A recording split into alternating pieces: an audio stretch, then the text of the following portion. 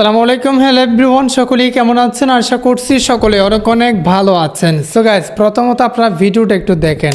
Hello everyone, সবাইকে আসসালামু আলাইকুম।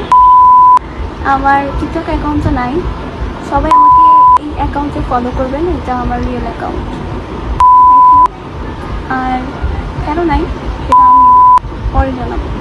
কি বুঝলেন? অমি আপুর 16 মিলিয়নের টিকটক আইডি ব্যান। আদৌ কি এই আইডিটা ব্যান হয়েছে? কেন ব্যান হয়েছে? কিভাবে কি করতে হবে? সে কি এটা ফিরে পাবে? সম্পূর্ণ প্রসেস বুঝে দেবো আজকের এই ভিডিওতে। প্রথমত দেখেন, আমি টিকটকে সার্চ করছি। দুঃখজনক বিষয় হচ্ছে সে একটা নতুন টিকটক আইডি খুলছে, সেটাও কিন্তু ব্যান হয়ে গেছে। আমরা সবাই জানি এই টিকটক আইডি ব্যান হলে কিন্তু এই যে দেখেন, এটা হচ্ছে কি অমির মানে original TikTok ID. TikTok ID ban হলে কিন্তু ফলোয়ার্স সংখ্যা থাকে, আর ভিডিওর সংখ্যা চলে যায়। অ্যাকাউন্ট ব্যান লেখা আসে, ইউজার নেমের জায়গায় এলোমেলো কিছু সংখ্যা চলে আসে। বাট এটার দেখেন, এটার ক্ষেত্রে কিন্তু অলরেডি 3টা ভিডিও আছে, বাট 3টা ভিডিও কোলাবরেট ভিডিও এবং হচ্ছে কি ফলোয়ার লোড দিন এন্ড লাইক লোড দিন, ফলোইং লোড দিন। আপনাদেরকে একটা অ্যাপসের সাথে পরিচয় করাই দিই। এই অ্যাপসটা হচ্ছে কি ফটো এডিটিং অ্যাপস। অনেক সুন্দর সুন্দর ফটো এসে জাস্ট ক্লিক করে প্রম্পট বাহির করে আপনারা জেমিনি দিয়ে ফটো এডিট করতে পারবেন। ক্লিকে ওপেন জেমিনিতে ক্লিক করে যারা মূলত এই দিয়ে ফটো এডিট করতে ভালোবাসেন তারা অ্যাপসটা দেখতে পারেন। অ্যাপস নাম হচ্ছে কি প্রমিস টু, পেয়ে যাবেন প্লে স্টোরে। ইউজার নেম এবং প্রোফাইল পিকচার কোনো কিছু আসতেছে না, খালি লোডিং করতেছে। কুলডাউন ফাইন্ড দিস অ্যাকাউন্ট, মানে এই অ্যাকাউন্টটা খুঁজে পাচ্ছে না। আমরা ভিডিওগুলো যদি প্লে করি তাহলে এখানে দেখেন 3জনই কিন্তু 4জনই কিন্তু এটা কোলাবরেট করে ভিডিওগুলো করছে এবং পরপর 3টে ভিডিও তার আইডিতে রয়ে আছে। যদি প্রশ্ন হচ্ছে অ্যাকাউন্টে যদি ব্র্যান্ড হয় সেক্ষেত্রে এই ভিডিওগুলো আছে কেন ভাই, একটু কমেন্টে জানাচ্ছেন। সো এইটা কেন হয়েছে, বাঙালিকে কিভাবে কি ঘুরাচ্ছে আমি আপনাদেরকে বুঝাই দিচ্ছি। একটু সাবস্ক্রাইব করেন পরবর্তী এরকম টেস্টিং ভিডিও পাওয়ার জন্য। তার আইডি যদি ব্যান না হয়, সাময়িক সময়ের জন্য যদি সমস্যা হয়, সেক্ষেত্রে সে নতুন আইডি খুলছে কেন?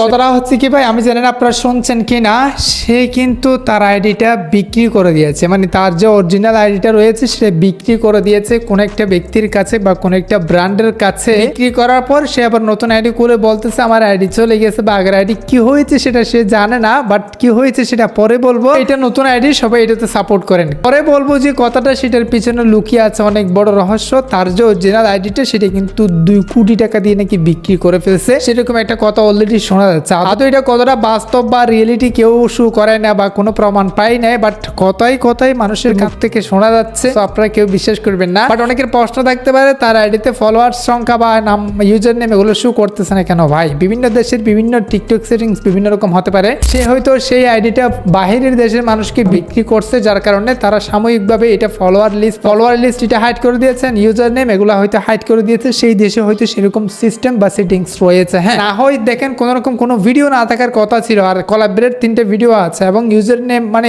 অ্যাকাউন্ট ব্যান লেখা আসার কথা ছিল যদি প্রকৃতপক্ষে টিকটক থেকে ব্যান করা হতো। আশা করি আমি আপনাদেরকে বুঝিয়ে দিচ্ছি। পার্সোনালি আমার মতামত আমি শেয়ার করলাম, আপনার মতামত কমেন্টে জানান। অবশ্যই কমেন্টে যাবেন, এক্সপেক্ট আপনার কমেন্টে ভিত্তি করে নিয়ে আসবো। আর আপনারা যদি এমন কিছু করেন টিকটকের গাইডলাইন বা টিকটকের রুলস ভঙ্গ করেন, সেক্ষেত্রে আপনাদের অ্যাকাউন্টে ব্যান হওয়ার ঝুঁকি রয়েছে। অ্যাকাউন্ট ব্যান নিয়ে ভিডিও চাইলে কমেন্টে জানান, এক্সপেক্ট আপনার কমেন্টে ভিত্তি করে নিয়ে আসবো।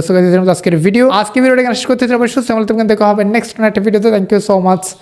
আসসালামু আলাইকুম।